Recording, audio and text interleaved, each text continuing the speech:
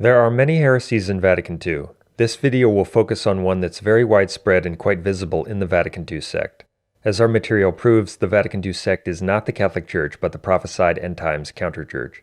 In number 8 of Vatican II's decree on ecumenism, we read, quote, "In certain special circumstances, such as the prescribed prayers for unity, and during ecumenical meetings, it is allowable, indeed even desirable, that Catholics should join in prayer with their separated brethren," end quote. This passage of Vatican II endorses so-called ecumenical meetings with heretics and schismatics, such as with Protestants and the Eastern Orthodox, and it approves joint prayer with them at such meetings. This is directly contrary to what the Catholic Church has always taught, as we will see. This teaching of Vatican II is evil and heretical. In his 1928 encyclical Mortalium Animos, Pope Pius XI condemned so-called interreligious meetings and stated that the opinion on which they are based is tantamount to apostasy. In that encyclical he also taught, quote, "So, venerable brethren, it is clear why this apostolic see has never allowed its subjects to take part in the meetings of non-Catholics," end quote.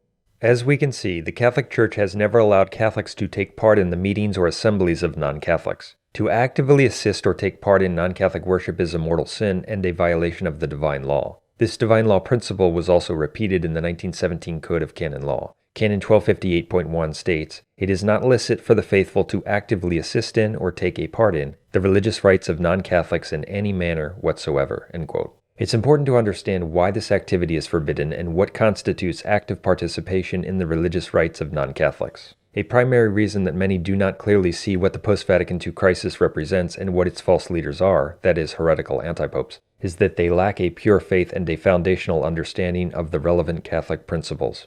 Before we proceed, it should be noted that this video is about active participation in non-Catholic worship or joining oneself to non-Catholic prayer or worship, which has always been forbidden. In this video, we are not addressing mixed marriages, which were discouraged but tolerated on occasion, or receiving a sacrament from a non-Catholic in danger of death, and similar things. Those kinds of communication did not constitute active participation in non-Catholic worship, which is never allowed. So don't be deceived by dishonest defenders of Vatican II who sometimes confuse people by bringing up the previous kinds of communication with non-Catholics, which were at times permitted in church history, as if they provided a precedent or a justification for the Vatican II sect's false teaching on active participation in non-Catholic worship, when they don't at all. To briefly cover the relevant principles on this matter, I want to quote from a pre-Vatican II dissertation by canonist Father Ignatius Sal. It was published in 1948 by the Catholic University of America Press and with an imprimatur. We don't agree with everything he says in the book, but he makes many good points and brings up relevant facts in articulating the Catholic Church's perennial teaching that it's forbidden to take part in any way in non-Catholic worship. In the following passages, he's primarily addressing communicatio in sacris, that is, communication in sacred things, with schismatics, such as with the Oriental dissidents or the Eastern Orthodox. But what he says applies to Protestants, Jews, Muslims, etc. Quote, "Active religious participation with schismatics is always intrinsically illicit. The reasons for this absolute prohibition of Canon 1258.1 have their origin in the natural and positive divine law. These reasons are 1. The Church is the only de jure existing true religious society in which it is licit to render to God the worship that is due him. 2. The giving of scandal through one's quasi-approval of a false sect must be avoided. And 3. The danger of perversion from the true faith must remain effectively neutralized. In consequence of the first reason, it is illicit to assist actively or to take part in all forms of worship exercised by non-Catholics. The acts of religious worship performed by schismatic sects are acts of superstitious worship and hence are illicit. This follows from the nature of superstition, which denotes either the worship of a false deity or the unlawful worship of the true deity. The ministers are unauthorized to perform sacred rites. All types of active religious communication with non-Catholics are gravely illicit. Just as one would be forbidden to profess openly his belief in a false sect, so also he is forbidden to place actions which have a religious signification and which are employed in the sacred religious functions of a false sect." End quote. As we can see, various reasons render active assistance in non-Catholic worship gravely illicit. Such active religious communication is contrary to the divine law and tantamount to a false profession of faith, for it joins one to superstitious or illicit worship. It gives the false impression that the non-Catholic is approved in conducting illicit or false worship, and it almost always involves the additional sin of scandal. With these points in mind, an attentive person should immediately recognize what this means for the Vatican II sect and its rampant false ecumenism.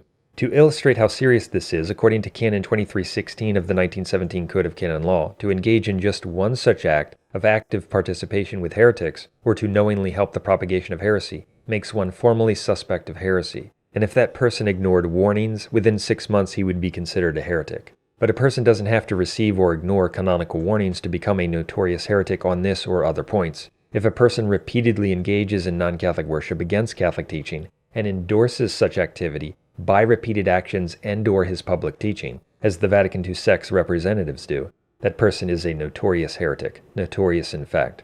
The Catholic Church's law on this matter concerns public acts of non-Catholic worship, and that is what we are discussing in this video. Let's give a few specific examples of what constitutes active participation in non-Catholic worship. When non-Catholics conduct public prayer or worship, some of the following things constitute condemned active participation: joining in prayers with them, blessing them or giving joint blessings with them, responding to their prayers, singing with them or singing alternately with them, giving them items such as candles, etc. that they use for worship, or receiving similar objects from them, playing the organ or a musical instrument for their worship, participating in their scripture readings, carrying icons to their worship or place of worship, burning lamps during their worship or place of worship, and many similar things.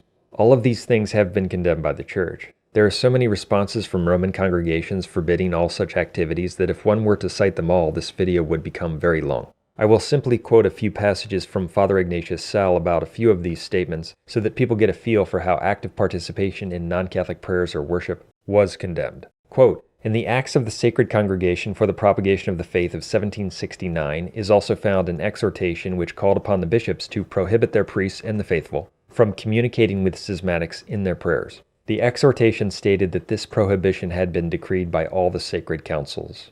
According to the Holy Office statement of August 7, 1704, it was forbidden for Catholics to be present at the masses and official public prayers of schismatics, even when the prayers contained nothing that was contrary to the faith or opposed to the Catholic rite. On December 5, 1668, the Holy Office instructed the Bishop of Trebinia to order the Catholics subject to him not to go to Mass or to other divine offices in the churches of schismatics, and to warn them that they were not bound by the precept of hearing Mass when there was no celebration of a Catholic Mass. According to a Holy Office response dated January 13, 1818, entering the churches of heretics became evil, quote, 1. If one entered with the intention of assisting at heretical rites, 2. If one's entry actually implied or even seemingly involved a communicatio in divinis with heretics, and hence offered an occasion of scandal." End quote. There were many other statements that prohibited any kind of activity that involved or signified a participation in non-Catholic worship. Various statements specifically from popes can also be cited, such as Pope Pius IX, Neminem Vestrum, quote, "The regulations and decrees which the popes and the sacred congregations published or would publish, especially those which prohibit communicatio in divinis, communication in divine things, with schismatics." End quote.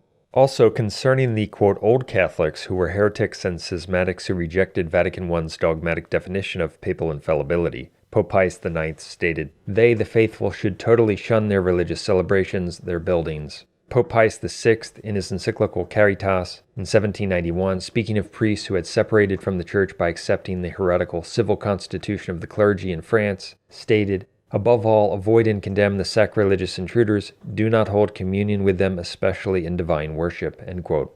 In his 1880 encyclical Arcanum, Pope Leo XIII also warned about the forbidden association and communication in religious matters with non-Catholics. Now, the passage from Vatican II which we cited approves active participation in non-Catholic worship, which the Catholic Church totally condemns, as we've seen, because the passage is about joining in prayers with non-Catholics during so-called ecumenical meetings, at which non-Catholics conduct public prayer and worship according to their non-Catholic rites and sects. Thus, Vatican II's teaching is indefensible, evil, and heretical. It laid the foundation for the serial false ecumenism that is embraced, taught, and exemplified by the Vatican II anti-popes and in, quote, dioceses all over the world. In short, the points we are covering prove that Vatican II's false ecumenism is notorious heresy, and anyone who defends it is a heretic and a false teacher who leads people into mortal sin.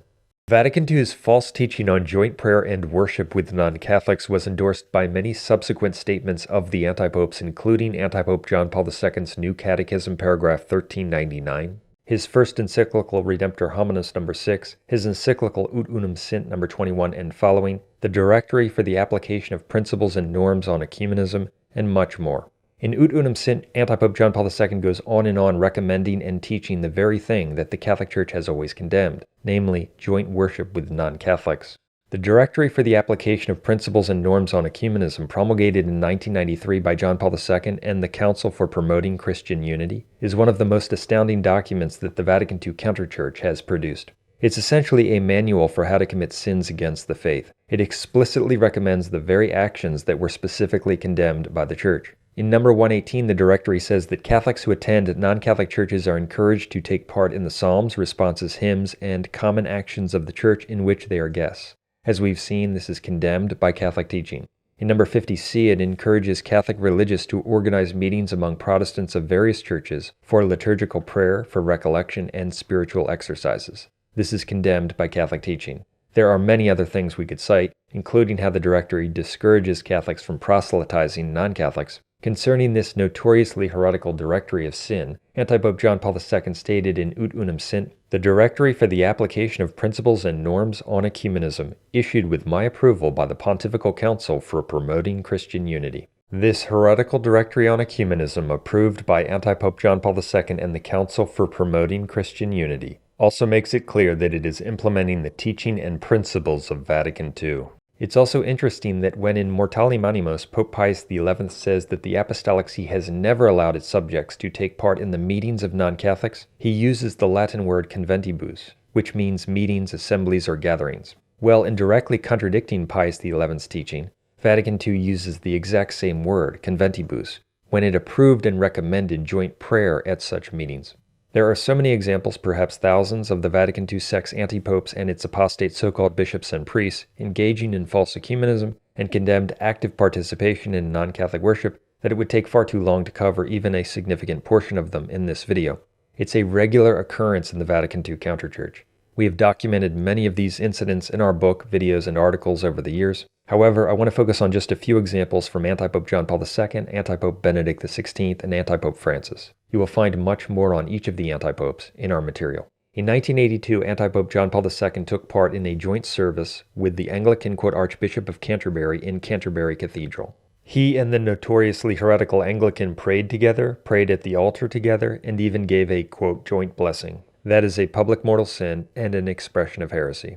In 1999, John Paul II went to Romania and took active part in the, Orthodox liturgy with Teoctist. That is a mortal sin and an expression of heresy.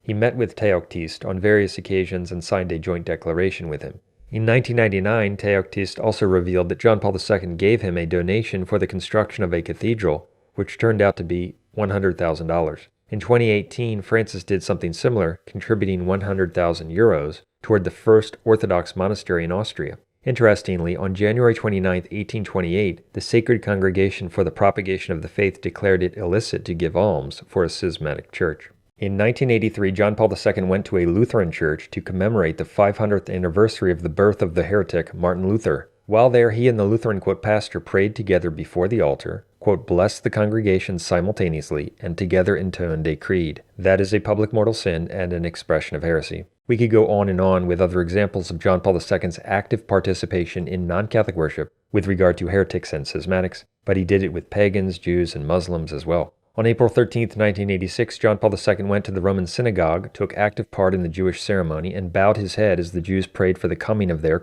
Messiah. That's an act of apostasy. Interestingly, St. Thomas Aquinas said that if anyone were to worship at the tomb of Muhammad, he would be deemed an apostate. That's because to participate in non-Catholic forms of worship is tantamount to a profession of faith in those false religions, as we've covered. John Paul II and various Vatican II antipopes regularly committed acts of apostasy of this kind. Remember, heresy and apostasy can be manifested by deed as well as by word. John Paul II would frequently receive, blessings from pagans. On August 8, 1985, John Paul II prayed with African animists, witch doctors. That's apostasy. In Africa on February 4, 1993, chanting girls treated John Paul II to a trance-inducing voodoo dance. John Paul II also organized the Assisi events and took active part in them. By organizing the Assisi events and by his active participation in them, John Paul II actually joined himself to the false worship of all the different religions at Assisi. It was a public mortal sin of the highest order and an expression of apostasy. John Paul II's career was characterized by indifferentism and participation in false forms of worship. Of course, such a public heretic and a public mortal sinner could not be a Catholic pope, let alone a saint. That's one reason that the veneration of his image, by means of his invalid and false canonization, is mentioned in the Apocalypse, as our material covers. When deceived members of the Vatican II counterchurch accept the notoriously wicked apostate anti-Pope John Paul II as a saint, a man whose career was characterized by indifferentism, public mortal sins against the faith, and participation in false religious worship, they become implicated in his sins. Online commentators and others who consider John Paul II to be a saint are clueless, deceived, and on the road to hell. Pope St. John Paul II. Pope St. John Paul the Great. St. John Paul. St. John Paul. I'm not questioning his personal holiness. St. John Paul II. St. John Paul II. Of course, St. John Paul II. It's a term given to these teachings of St. John Paul the Great. Two of the great saints of our times are St. Padre Pio and St. John Paul II. Pope St. John Paul II. We could cover much more from anti-Pope John Paul II, but let's move on to Benedict XVI. Benedict XVI frequently took part in non-Catholic worship. On August 19, 2005, he took active part in a Jewish service in a synagogue in Cologne, Germany. He joined the Jews in the Kaddish prayer and made many gestures which displayed his active participation. That is apostasy. On November 30, 2006, Benedict XVI prayed like Muslims toward Mecca in the Blue Mosque in Turkey. He even crossed his arms in the Muslim prayer gesture called the gesture of tranquility. That is apostasy. On September 23, 2011, Benedict XVI visited a Lutheran church in Erfurt, Germany. While there, he praised Martin Luther and took active part in a Lutheran service. He jointly, quote, blessed the people with the Lutheran, quote, pastor and even prayed with a female Lutheran, quote, bishop. He bowed at the Lutheran altar. That is a public mortal sin and an expression of notorious heresy. On September 17, 2010, Benedict XVI took part in an Anglican service in Westminster Abbey with the pro-homosexual Anglican, quote, Archbishop Rowan Williams. They processed into the Protestant church together, they prayed together, and they gave a joint, quote, blessing. That is a manifestation of a false religion. Benedict XVI held his own abominable Assisi event in 2011. He not only took active part in that event of apostasy, but as the host and organizer he thereby joined himself to the false worship of all the pagans, heretics, etc., who conducted false worship at that event. We could give many other examples of Benedict XVI's mortally sinful participation in false worship. It's not only something he did often, it's something he explicitly approved with his words. On January 18, 2008, in an address to a Finnish ecumenical delegation, Benedict XVI praised joint prayer between Lutherans and, quote, Catholics, and stated that this is the royal door of ecumenism. So the activity that the Catholic Church has always condemned as gravely sinful, Benedict XVI says is the path to follow. He is a notorious heretic. False traditionalists who think that the notorious heretic Benedict XVI was conservative or is the true pope are very deceived. He was an apostate anti-pope. For more on him, see our video, The Heresies of Benedict XVI, and our articles on his heresies, based on research of 30 of his books and all of his speeches. The apostate anti-Pope Francis frequently participates in false non-Catholic worship. On November 29, 2014, Francis prayed alongside the Mufti in Istanbul's Blue Mosque. That is apostasy. On January 17, 2016, he went to the synagogue in Rome, took active part in the Jewish service, uttered various heretical things, and said, "Let us pray together to the Lord." That is apostasy. We could give many other examples of anti-Pope Francis participating in the false worship of pagans, Jews, Protestants, and the schismatic, quote, Orthodox. In addition to his actions, Francis praises joint prayer with non-Catholics, and he has explicitly mentioned in an approving way interreligious prayer. His position on this matter, which contradicts what the Catholic Church teaches, is proven to be heretical by his words and by his deeds. The fact that the Vatican II anti-popes repeatedly engage in this behavior and teach that it is good proves without any doubt that they are notorious heretics. This sinful activity is also engaged in by many apostate, quote, bishops of the Vatican II sect. Simply put, false ecumenism is a giant heresy that is tantamount to denying the dogma that the Catholic Church is the one true Church of Jesus Christ, which is necessary for salvation, and that non-Catholic religions are false and sinful and lead to damnation. This heresy that it's good to participate in non-Catholic worship was taught directly in Vatican II, as we've proven in this video.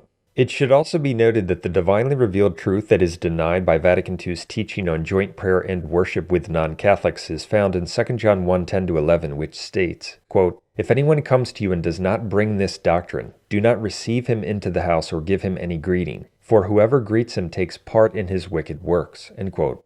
This passage was cited by the Church in the context of condemning any participation in non-Catholic meetings or assemblies. Hence, Vatican II's evil teaching is, properly speaking, heretical. It denies the divinely revealed truth of 2 John 1:10-11. It teaches, contrary to Scripture, that it's good and desirable to take part in the wicked works and illicit or false worship of heretics and schismatics.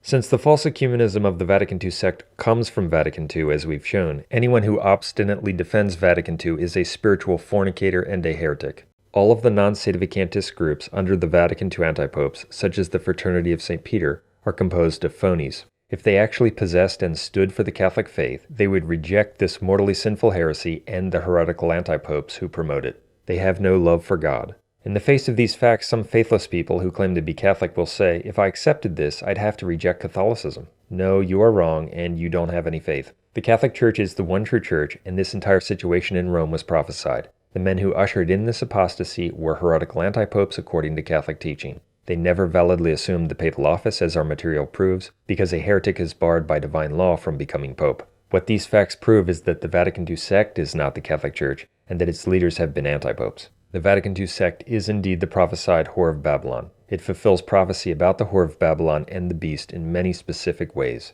See our video Apocalypse Now in the Vatican. The false ecumenism that we've exposed in this video is one reason that the whore of Babylon is called the mother of the fornications. False ecumenism is the means by which people are implicated in sins against the faith as part of the end times deception.